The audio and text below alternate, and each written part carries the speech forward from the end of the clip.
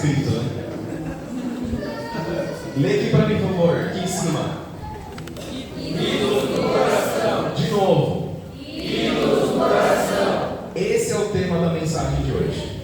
Ídolos do coração. Na figura que o irmão Vitor trouxe, ele traz um coração. Ficou bonito? Nossa, o irmão Vitor fica triste. Ficou bonito? Sim. Tem um trono aqui e tem um coração. Ok? Então nós vamos falar sobre isso no tema da mensagem hoje. Para nós trabalharmos essa mensagem, o texto vai ser o livro, as Bíblias são aí? Êxodo capítulo 28 e Êxodo capítulo 32. Podem abrir em Êxodo 28 e depois em Êxodo 32. 28 está na agulha, irmão Vitor? Tá? Pode soltar aqui. Vamos ler só o primeiro versículo do 28, aí nós vamos orar. Vocês estão enxergando bem o telão? Sim? E se acender só de cá? Acende só esse aqui para ver aqui, por favor. Vê se continua enxergando bem ainda. Assim, tá bom ainda? Ótimo. Então, por favor, eu vou dar a primeira palavra e vocês continuam. Depois... Tu farás chegar a ti teu irmão Arão e seus filhos com ele, no meio dos filhos de Israel, para me administrarem o ofício sacerdotal, a saber, Arão, Nadab e Abiú, Eleazar e Itamar, os filhos de Arão. Fechou. Aí aqui eu vou ler. Não, pode deixar lá. Aqui eu vou ler para vocês. Deu ruim. E farás vestes. Aí quando eu falar, apontar aqui, vocês podem ler, combinado? E farás vestes sagradas a Arão, teu irmão, para glória e ornamento. Beleza, continua então. Falarás também a todos os que são de coração, a quem eu tenho enchido do Espírito da sabedoria, que façam para santificá-lo, para que me administre o ofício sacerdotal. Perfeito, só até aqui. Depois nós vamos ler de novo. Feche os seus olhos. Pai, diante de nós lemos a Tua palavra. Nós sabemos que a Bíblia é a Tua palavra. Nós não queremos ouvir a voz do homem, mas nós queremos ouvir a Tua voz. Abra o nosso coração para entender, a boca do mensageiro para ensinar, edificar e consolar. É o que nós te pedimos em nome de Jesus. A igreja diz: Amém. Volta no primeiro versículo, por favor. Aqui, em Êxodo 28, nós vemos a escolha de um homem. Qual o nome desse homem? Arão. Qual o nome desse homem? Arão. E Arão é irmão de quem? Moisés. Você podia falar meu, né? Vai. Ele é irmão de quem? Moisés. Mais velho ou mais novo? Mais velho? Vamos ver. E Arão foi escolhido para fazer o quê? Para ser um sacerdote. Pode ir para o próximo versículo, por favor? Quando Deus escolheu Arão, Ele falou com Arão ou falou com Moisés? Ele fala diretamente e indiretamente com ambos, mas com Moisés de forma mais direta. E na ocasião que Deus fala com Moisés, Ele pede para que Moisés faça vestes. Você consegue imaginar Deus falando para Moisés: eu escolho o teu irmão Arão, ele vai ser um sacerdote, e eu quero que você faça para ele uma roupa sagrada. Isso é pouco ou muito importante? Pouco ou muito? Muito importante. Depois que ele fez isso, no próximo versículo, nós vamos entender que teria que fazer também para os filhos de Arão. Pode ir para o próximo, que são Nadab. Ixi, cadê o versículo aí então? Nadab. Vocês estão bons de vida, hein? É isso mesmo. Para os 4 filhos. Porque não somente Arão, mas a sua família seriam sacerdotes. Os sacerdotes, eles cumpriam todo o ritual que Deus estabeleceu para comunicação e comunhão com o povo. Vocês estão comigo, me acompanhando? Pode ir lá para o 32, por favor. Só que vocês se lembram que o povo ficou cativo no Egito? Sim ou não? Sim. Quanto tempo? 100. Quem falou 40 anos? Entendi. Confundiu o deserto. O povo ficou preso como escravo durante mais de 400 anos. Há quem diga 430 anos numa terra chamada Egito. Irmãos, quem aqui já foi para Minas Gerais? Pode levantar a mão alto, sem ter vergonha. Minas. Você ficou quanto tempo em Minas? 15 anos. 15? Uma semana. 15? Quando você chegou lá, você aprendeu a falar alguma coisa diferente? Uai. Trem. Que mais? Bom. Logo ali pertinho. Mas aí eu tenho uma dúvida. O Tarso ficou 15 anos em Minas. Para a gente começar a falar uai, a gente tem que ficar quanto tempo em Minas? 3 dias. 3 dias.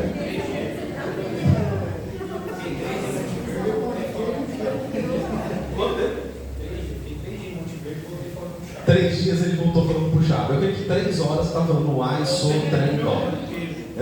O meu ramo de queijo já está fora. Acabou. Agora você imagina um povo que ficou 400 anos numa terra estranha. Mudou muita coisa? Imagina que seu filho nasceu nos Estados Unidos. Ele vai falar português? Como primeira língua, não. Então a escravidão no Egito, ela não somente afeta a cultura, mas ela afeta quem eu sou. Ela afeta quem eu sou. Ela afeta quem eu sou. A escravidão do Egito faz eu entender outro Deus. Faz eu entender outro Deus. Faz eu ter cultos diferentes a outro Deus. Faz eu comer coisa diferente. Quem já foi para o Pará? Não, lá está uma comida chamada maniçoba. Maniçoba. Tacacá. Você não encontra aqui em São Paulo esse trem. Em Tocantins tem uma que chama. Me fugiu aqui. Mas você come tudo diferente. Tudo diferente. Você fala diferente. Então a escravidão, ela não é só dolorosa porque você não junta riqueza.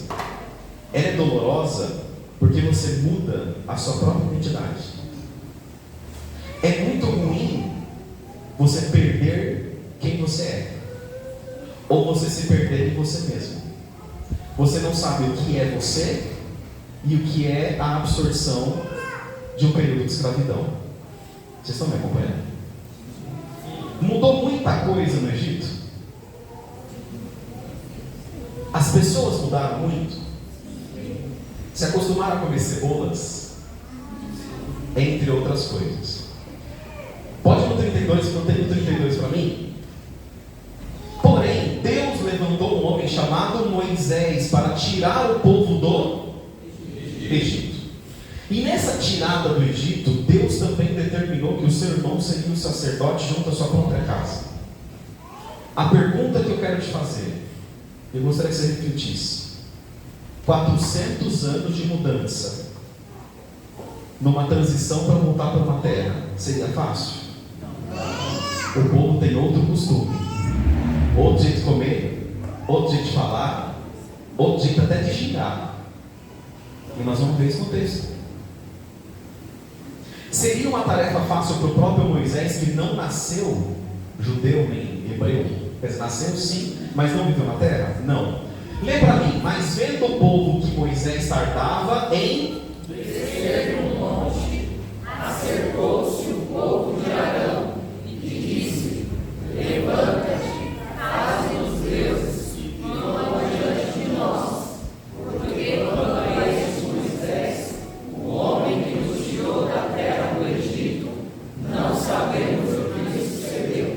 Beleza.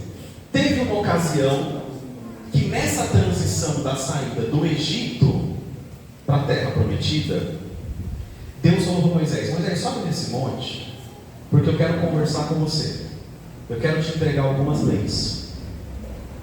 Moisés subiu? Subiu. E ficaram milhares e milhares e milhares de pessoas lá embaixo no pé do morro. Moisés demorou para voltar? Sim. Quando Moisés demorou para voltar, o povo começou a ficar ansioso. E nessa ansiedade, eles pediram, eles pediram para que Arão fizesse o quê? Fizesse o quê? Deus. Fizesse o quê? Deus. Dias atrás, eles tinham visto o mar abrir. Dias atrás, eles tinham visto os egípcios sendo engolidos pelo mar. Dias atrás, eles tinham visto o maná cair do céu. Dias atrás, eles tinham ganhado carne. Dias atrás, Miriam tinha dançado e Moisés tinha cantado. O mesmo povo que adorou a Deus pediu um novo Deus. Pediu um novo Deus. Por quê?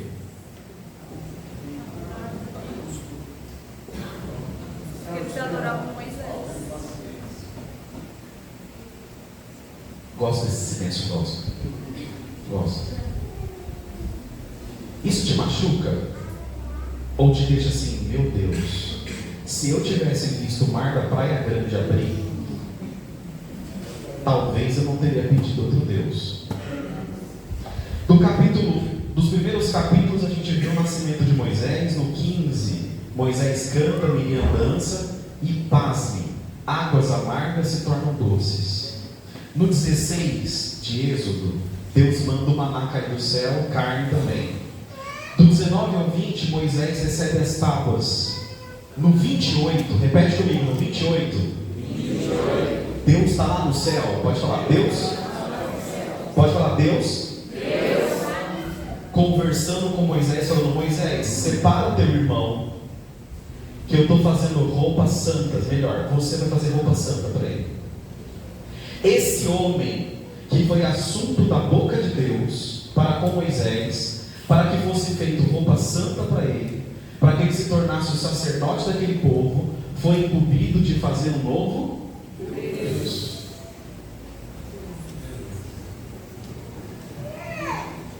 Lê para mim aqui, por favor. E Arão lhes disse: Ajuntai os pendentes de ouro que estão nas orelhas de vossas mulheres e de nossos filhos e de vossas filhas, e trazei-nos. Volta, deixa lá. A demora de um Deus pode fazer o seu coração se curvar a outro. A demora de uma resposta pode fazer o seu coração se curvar em outro. Moisés demorou. Arão, faz outro para mim, porque esse não está me servindo. Muitos de nós servimos a Deus por conveniência. Enquanto Deus me é útil, eu o sirvo. Enquanto Deus me dá, eu o sirvo. Se Ele não fizer, eu jogo para o alto. Nós aprendemos a amar as coisas de Deus, não o Deus das coisas. Nós aprendemos a amar o Egito, as maçãs, mas nós não aprendemos a amar o Deus que provê. Aquele homem que foi assunto da boca de Deus, um homem que foi assunto da boca de Deus, ele dá uma resposta para o povo. Quem está comigo, diga amém. Amém. Hoje eu estou mais devagar para que todo mundo consiga acompanhar, tá? Aquele homem que foi assunto da boca de Deus, ele fala para o povo. Arão disse: arrancai os de ouro que estão nas orelhas das vossas mulheres e dos vossos filhos e de vossas filhas, e trazei-o. No mesmo momento que o povo pediu um novo Deus, Arão orou? Não. Arão se lembrou do mar abrindo? Não. Arão se lembrou do maná? Não. Arão se lembrou das águas amargas se transformando em doce? Não. Arão falou: tire da orelha dos filhos e das filhas e das mulheres os pendentes de ouro e me traga. O que ele ia fazer? Enquanto Deus cuidava de uma roupa santa, Arão estava preparando um novo Deus. Enquanto Deus cuidava do ofício sacerdotal de Arão, Arão estava fundindo um novo Deus lá embaixo. A primeira pergunta nessa mensagem, nesta noite é: quem é o seu Deus? É uma igreja? É o dinheiro? É um brinco de ouro? Quem é o seu Deus? Quem está sentado no trono do seu coração?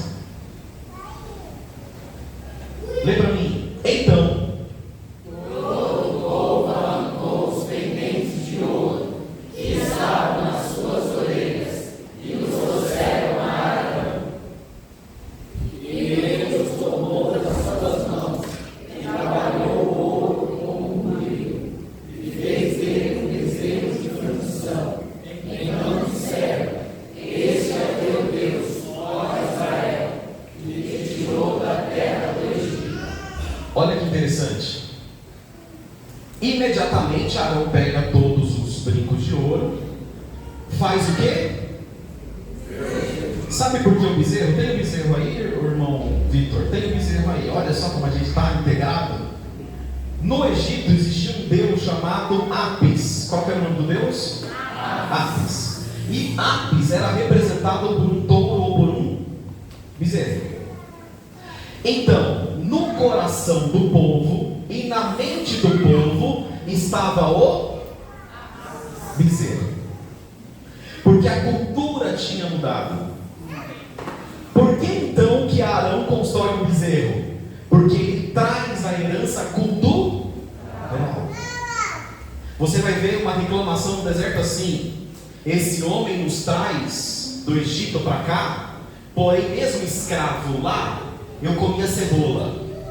Tem gente que não vai valorizar a liberdade com saudade de costume. Tem gente que não vai valorizar a liberdade por saudade do costume. Eu não sei se vocês estão entendendo. Tem gente que não vai valorizar a liberdade do evangelho por saudade de costume. Mas era tão bonito. Mas eu me sentia tão bem, eu tinha tantos amigos. Que saudade da cebola. E nós vamos pedir o novo bezerro de ouro. Porque Deus, você não tem saudade, mas das coisas que o Egito te proporcionava, sim. Quando você lembra do Egito, você não se lembra do Egito, do Deus do Egito. Você se lembra das coisas do Egito. A pergunta é: quem está sentado no trono do seu coração? O Egito ou Deus do Egito? Imediatamente Arão pega todos os pingentes de ouro e faz o bezerro. E quando ele faz o bezerro, pode ir para frente, ele fala: amanhã vai ter uma festa. Amanhã vai ter uma festa. Porque idolatria não é se ajoelhar somente diante de uma imagem. Vocês estão comigo, não? Sim? Idolatria não é somente se ajoelhar diante de uma imagem. Idolatria é transferência de valor. Idolatria é? Transferência de valor. Idolatria é? Transferência de valor. É quando eu tiro a minha devoção de Deus, do meu Senhor, e coloco a devoção em outra coisa, seja qual coisa for. O que te dói mais? Não ter uma Bíblia na mão ou assim me fechar as portas? Se a sua resposta é assim de fechar as portas, no trono do teu coração está assim: você é um idólatra. Glória a Deus. Fala a Deus. Aleluia. Glória a Deus. Todo mundo entendeu? Glória a Deus. E se amanhã você não puder mais voltar aqui nos cultos de domingo, mas a palavra de Deus continuará na tua mão, o que você vai mais sentir falta? Glória a Deus. Do Deus da palavra ou da comunhão com os irmãos na CIB? Quem é o seu Deus? Glória a Deus. E Arão, vendo isso, edificou um altar diante dele e apregoou Arão e disse: amanhã será festa ao Senhor diante do bezerro. A idolatria pressupõe uma infidelidade dentro, não fora. A idolatria não começa com você se ajoelhando diante de um santo, mas começa com um santo nascendo no seu coração. Antes de você se ajoelhar diante de um santo, esse santo já cresceu em você. E esse santo não precisa ser um santo. E tem gente que acha que vencer a idolatria é chegar no santo e quebrar ele, é chegar na camisa do seu time e rasgar ela, é pegar uma bermuda e rasgar, é pegar uma calça e jogar fora, é pegar a carne de porco do congelador e jogar fora. Abandonar a idolatria não significa fazer algo com as suas mãos, mas significa tirar algo do seu coração. Vencer a idolatria é amar mais o Senhor do que o seu time, é amar mais o Senhor do que a sua igreja, porque se a sua igreja te faz amar mais ela do que o Senhor, a sua igreja é um bezerro e você é um idólatra. Aleluia. Se a palavra da sua igreja prega para você amar mais a igreja, a sua igreja é um bezerro e você é um idólatra, e você não está percebendo, caminhando velozmente para o inferno. Aleluia. Tem gente que tira foto de igreja e posta, faz bolo com formato de igreja, foto com igreja, quadro com igreja. Quem é seu Deus? Glória a Deus. Glória a Jesus. Aleluia. Bom, Arão falou: e amanhã é festa. E amanhã é festa. Idolatria não é quebrar na sua mão, é amar mais o teu Senhor do que o santo que está lá na parede. Na empresa que eu trabalho, tem a imagem de Nossa Senhora aparecendo. Aí a dona da empresa falou assim para mim: minha amiga, você quer tirar? Eu falei: ela não está no meu coração. Ela está no seu? Ela faz algumas coisas boas aqui. Resposta dela, a Jaque sabe, né? E foi literalmente essa resposta. Tanto faz a imagem estar lá, para mim é indiferente, porque aquela imagem não está em mim. Quanta coisa você quebrou com a sua mão, mas que ainda você é apaixonado. Sabe por quê? Você não falou assim: muito prazer, Jesus, eu não te conhecia. Glória a Deus. Você busca a igreja, mas não buscou Jesus. Você congrega, mas não busca Jesus, você busca a igreja. É o consolo de estar lá, não é estar nele. Aleluia. Glória a Deus. Aleluia. Não comigo não. Você não entende que quando você toca é para Jesus, quando você limpa é para Jesus, quando você pinta é para Jesus, quando você prega é para Jesus. Se você cansou do trabalho, culpa é Jesus. Glória a Deus. Glória a Deus. E Arão, vendo isso, edificou diante dele e apregou: amanhã vai ser festa, próximo. E no dia seguinte, Irmão, quando tem bezerro de ouro, a gente madruga. Mas quando tem 2 horas de leitura ou 1 hora de oração, nós não madrugamos. Mas se tiver profecia, a gente fica. Mas e oração? De joelho, quebrantado.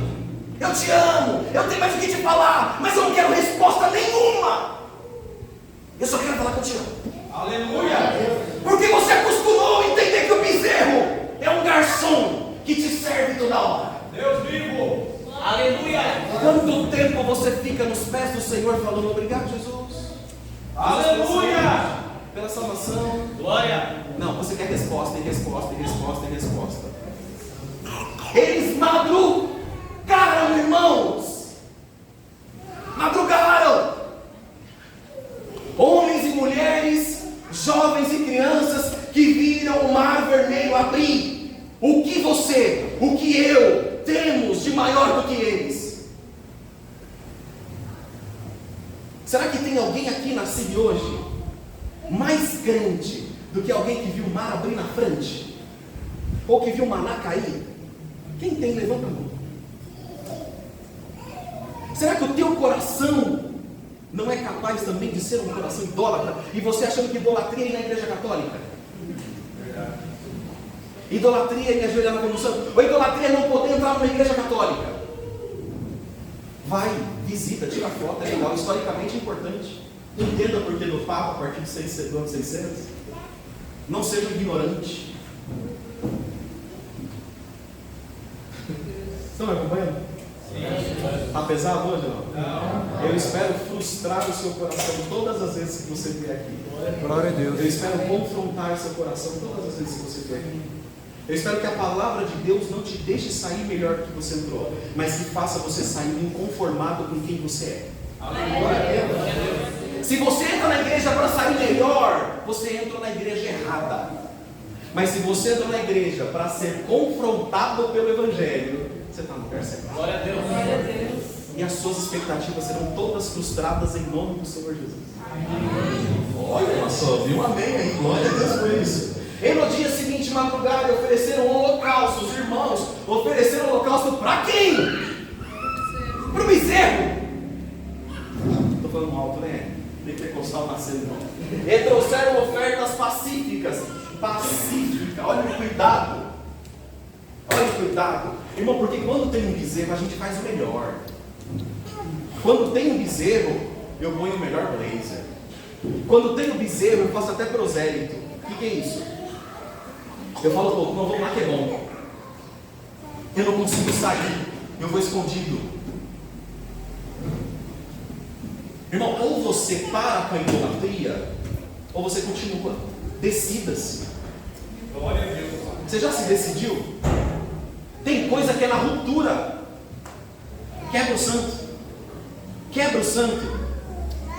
Vocês não entendem? Quebra o santo. Vamos lá, vocês vão chorar de raiva. E comer e a beber. Depois levantou-se a folgar. Agora nós estamos descansados, porque tem um bezerro de ouro na nossa frente. Então eu acabo tudo tarde. Ô pé, vamos querer ser todo culto. Próximo vídeo, por favor. Lê para mim. Então disse o Senhor a Moisés: vai e desce, porque o teu povo já se tem corrompido. A destruição de um ídolo não se dá por quebrá-lo, mas se dá por amar o Senhor mais do que ele. Eu não destruo o ídolo destruindo ele, mas tirando o lugar que ele ocupava, tirando a importância dele. Tirando a importância dele, vou repetir, tirando a importância dele. Você sabe quando um lugar, um ídolo é importante para você? É quando você começa a sentir uma falta que você nem sabe explicar por quê. E essa falta, uma pergunta, é da palavra? A falta é da palavra? Ou do bezerro? Ou das coisas? Idolatria não é somente o santo, é quando eu pego o que Deus fez e ligo aquele santo. Por exemplo, eu era católico, metáfora, e lá na católica eu tinha uma doença. Eu orei para santo expedito e fui curado. Como é que eu viro crente? Eu minimizo Deus, eu minimizo o Senhor para caber dentro do meu bezerro. Me acompanharam? É como se o meu bezerro tivesse a capacidade de trazer a cura, não o meu Senhor. Mas Deus operou ali, Deus fez ali no bezerro, ou foi Ele que fez? Ou Ele é incapaz de fazer em outro lugar? Qual a capacidade do teu Senhor? Ele opera em caixas ou ele opera naqueles que creram em espírito e em verdade? E que entregaram a sua vida para Ele. Aleluia. Somos...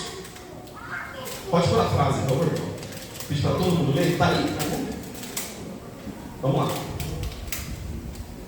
Lê para mim, por favor. A idolatria Em seu sentido mais amplo, envolve a transferência de valor de devoção para algo que não é Deus, como objetos, pessoas, ideias, ou até mesmo práticas e crenças. A sua crença pode ser um ídolo.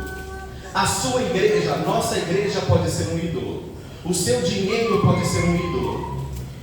Tudo pode se tornar um ídolo, sem com que você perceba.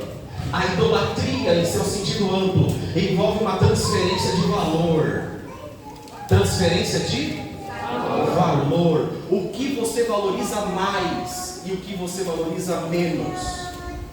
Tem gente que vive dentro de igreja e não ora 15 minutos por dia, 20, 30, 1 hora, que não lê meia hora de Bíblia.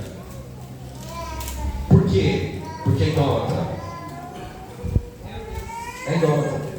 Porque o seu Senhor, no seu quarto escuro, não te faz dobrar os joelhos.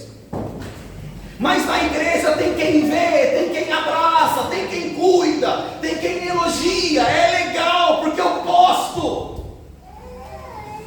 Mas o meu Senhor está sendo transferido o valor dele para um lugar.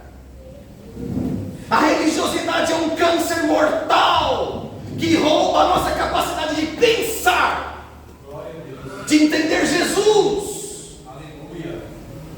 Ezequiel 20, versículo 7. Porém, a idolatria muda o seu padrão de vida. Padrão de vida? Não sei, Israel. Repete comigo, a idolatria. Ezequiel fala, igual pentecostal. A idolatria. A idolatria Muda o meu padrão. muda o meu padrão De vida. de vida. Um idólatra se veste iguais aos outros idólatras. Um idólatra, quem idolatra um time, só anda com camisa de time. Quem idolatra um tipo de música, só veste roupas ligadas àquele tipo de música. Estão comigo ou não? Sim.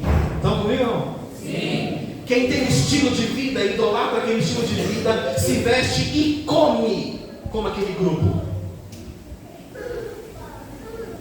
Glória a Deus. Você quer ver uma igreja idólatra? As mulheres se vestem todas iguais. Os homens se vestem todos iguais. Comem as mesmas comidas. Fazem as mesmas coisas. Repetem os mesmos ritos. Mas pergunta: o que é justificação pela fé? Aleluia. Mas pergunta: o que é revelação especial? Glória a Deus. Não vai saber responder. Sabe por quê? Não importa. Enquanto o meu bezerro de ouro estiver ali, o resto não importa. Deus vivo. Glória a Deus. Apesar.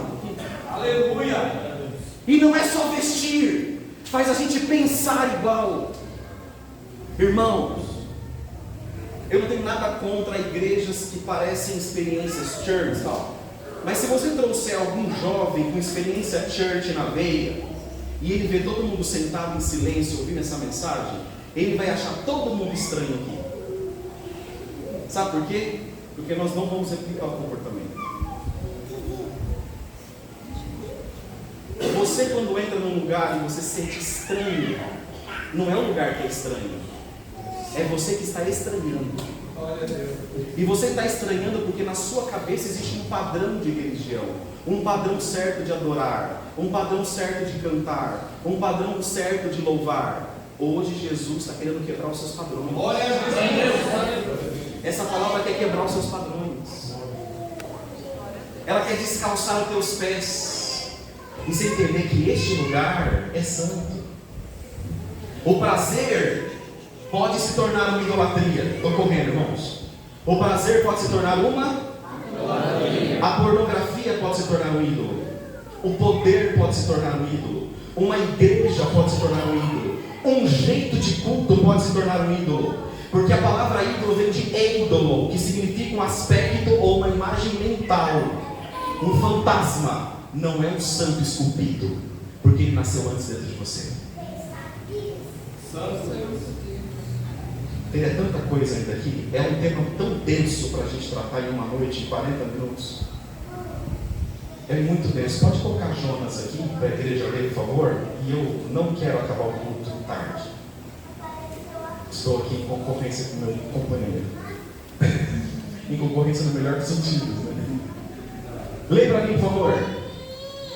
Os que conservam as falsas vaidades deixam a sua misericórdia. Em outras traduções os que observam os falsos ídolos recusam a misericórdia. Tem gente que vai recusar Jesus por conta de um ídolo. Tem gente que vai recusar a graça por conta de um ídolo. Nós vamos recusar. Enquanto o amor de Jesus não te constranger ao ponto de que toda vez que você cair em pecado, você se quebrar diante dele, você ainda está adorando o ídolo. Enquanto você não sentir vergonha de quem você era antes de Jesus, você vai continuar adorando o ídolo. Irmãos, e tem gente que não entendeu que eu sou idólatra, mas eu preciso fazer outros idólatras também. Me acompanha, vem comigo. Lá é legal. É o proselitismo da idolatria. E o problema não é o lugar, o problema é ele estar aqui. Porque tem gente que pode frequentar qualquer lugar, porque o ídolo não está aqui. Agora, enquanto o seu ídolo estiver no seu coração, para de alimentar ele. Tem coisas que são cíclicas na vida. Quebre os ciclos. E tem gente que continua. Ah, mas eu sinto tanta saudade. Quebra o ciclo. E vai um dia aonde você não tem mais saudade. Eu vou porque eu quero ir. Eu quero ver meus amigos. Seja onde for. A pornografia quebra o ídolo. Quebra o celular. Joga fora. Estão comigo? As mensagenzinhas escondidas da mãe e do pai, joga fora.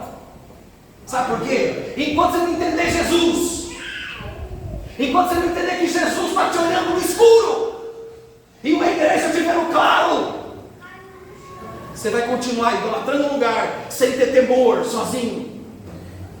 Santo Deus. Aleluia. E não ter temor não significa ser indestrutível, porque você vai cair, você vai pecar, você vai chorar de novo. Mas essa palavra quer te encorajar. Saiba, todas as vezes que você se quebrantar, haverá misericórdia, haverá graça, haverá favor, haverá o poder do Espírito Santo, haverá regeneração. Quando nós nos levantarmos agora, nós podemos nos levantar. Eu sou um crentão, minha semana vai ser uma bênção. Ou você vai levantar e falar assim: eu sou um pecador, eu sou uma pecadora, e se não for Jesus no meu caminho, Satanás teria me engolido vivo. Santo Deus. A maneira como você levantar agora vai responder se você está querendo abandonar a idolatria e caminhar com Cristo, ou você vai confessar: eu sou idólatra e eu gosto da idolatria. Porque tem gente que gosta da idolatria. Isso não é um problema. É porque essa pessoa não teve a luz do Evangelho acesa diante dos teus olhos. E o Evangelho está te falando: não é assim, não é presbiteriano, não é batista, não é adventista, não é congregação. Se tiver se tornando um ídolo, tire. Amém? Mas se você toca para Jesus, toca. Mas eu estou indo numa igreja que lá é um proselitismo, repete tudo, os padrões se repetem. Irmãos, você está entendendo? Agora, quando o padrão que for repetido é: você está jejuando, você está orando, você está lendo a palavra, você se entregou, você entregou sua vida, seu caminho. Quando você entender que o Jesus que você fala que ama, amar de verdade só sozinho, com vergonha de quem você é sozinho. Aleluia. Você vai estar no centro do arrependimento e Jesus vai começar a transformar a sua vida. Tem gente que fala que aquele crente brilha. Sabe por quê? Irmãos, assim a gente não tem filtro. Assim a gente não tem filtro. Aquela irmã brilha porque não faz a sobrancelha. Irmão, tem demônio com a sobrancelha sem fazer. Tem demônio de calça comprida e paletó e gravata. Tem demônio, sabe por que demônio? Porque não prega o evangelho, não prega a verdade do evangelho, não prega o arrependimento, não prega a confissão de pecado, não prega arrependimento. São demônios que inflamam o nosso coração com falsas esperanças. É pesado, mas é isso que vai te fazer crescer. Sai da inércia. Aleluia. Entender que antes de ser crente você tem que ser gente. E gente de verdade. Glória a Deus. Igreja saudável é um dia a igreja que vai chegar nele e vai ser: irmão Rafael, eu pequei, eu estou condenado. Ou Jesus é poderoso para me salvar. É quando você olhar para o outro irmão da CIB e ele não te condenar. É quando ele te revelar Jesus, não arrancar seu instrumento do seu braço. Glória a Deus. Ao mesmo tempo, ele vai te chamar de lado, vai apontar o dedo e falar: mas toma vergonha, e se arrepende de verdade. Aleluia. Muda o teu caminho. Muda.